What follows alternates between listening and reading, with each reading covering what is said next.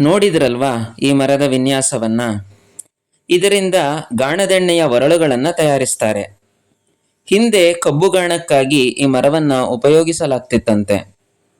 Railway ಕ್ಯಾರೇಜ್ಗಳಿಗೆ, ಕೃಷಿ ಉಪಕರಣಗಳಿಗೆ, ಕಿಟಕಿ ಬಾಗಿಲುಗಳಿಗೂ ಸಹ ಇದು ಉಪಯುಕ್ತ. ಇದರ ತೊಗಟೆಯ ಪುಡಿಯಿಂದ ಸೋಪ್ಗಳನ್ನು ಕೂಡ ತಯಾರಿಸುವರು. ಎಲೆಗಳು ಜಾನುವಾರುಗಳಿಗೆ ಉತ್ತಮ ಮೇವು. ಬುದ್ಧಿ ವಿಕಾಸ ಹೊಂದಿದ ಮೇಲೆ ಮಂಗನಿಂದ ಮಾನವನಾದ ಮನುಷ್ಯನು ನೈಸರ್ಗಿಕ ಸಂಪತ್ತುಗಳನ್ನು ಸದ್ಬಳಕೆ ಮಾಡಿಕೊಳ್ಳುವುದನ್ನು ಕಲಿತ. ಆದರೀಗ ಬುದ್ಧಿ ವಿನಾಶ ಹೊಂದುತ್ತಿದೆ. ನಮಗೆಲ್ಲ ಗೊತ್ತಿರೋ ಹಾಗೆ ಕೆಲವು ರಾಷ್ಟ್ರಗಳು ತಮ್ಮ ಅಸ್ತಿತ್ವಕ್ಕಾಗಿ ಬಡಿದಾಡ್ತಿವೆ.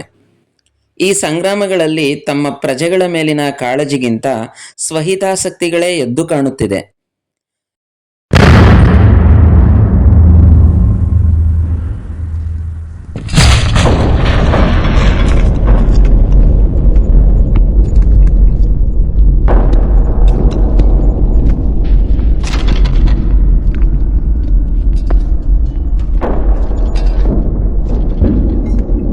ಸ್ವಾರ್ಥಿ, ಲಜ್ಜೆಗೇಡಿ ನಾಯಕರುಗಳ ಹುಚ್ಚು ತೀರ್ಮಾನಗಳಿಂದ ಅವರಿಗೇನೂ ಅಪಾಯವಿಲ್ಲ.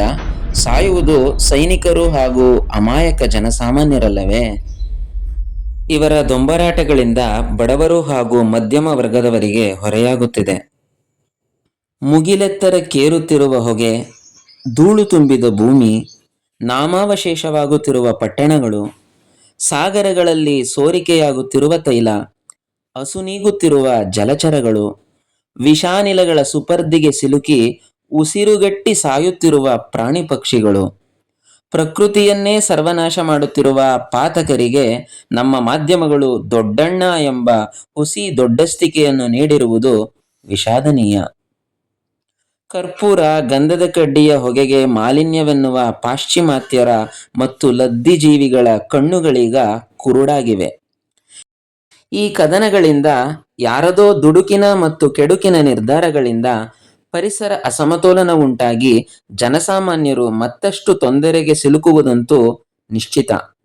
ಕ್ಷಮಿಸಿಬಿಡು ಭೂಮಿ ತಾಯಿ. ದುರುಳರ ಅಟ್ಟಹಾಸದಿಂದಲೇ ಸುಂದರ ಸೃಷ್ಟಿ ಇಂದು ಅವನತಿ ಹೊಂದುತ್ತಿದೆ.